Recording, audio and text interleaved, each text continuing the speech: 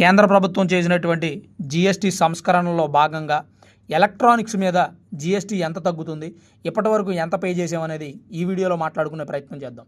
Air కండిషనర్స్పై అంటే ఏసీలు ఇప్పటివరకు 28% జీఎస్టీ పే చేసి కొనుక్కున్నాం మనం.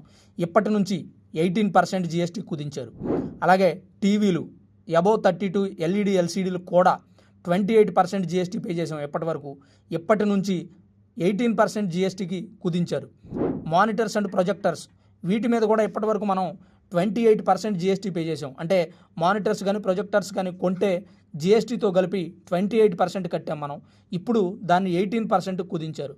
అలాగే dish wash and washing machines మీద కూడా 28% జీఎస్టీ పే చేసి మనం ఈ ఎలక్ట్రానిక్స్ అనేవి కొనుక్కున్నాం. వాటిని 18% కుదించారు. ఏదేమైనా ఎలక్ట్రానిక్స్ మీద కూడా జీఎస్టీని తగ్గించాలనే ఆలోచన చేసిన కేంద్ర ప్రభుత్వం మీద మీ అభిప్రాయం ఏంటనేది కామెంట్ రూపంలో తప్పకుండా తెలియజేయండి. అలాగే జీఎస్టీ తగ్గిన తర్వాత ఇంట్లోకి అవసరమైనటువంటి ఎలక్ట్రానిక్స్ కొనాలని ప్లాన్ చేసుకున్న వాళ్ళు కామెంట్ చేయడం మాత్రం మర్చిపోవద్దు.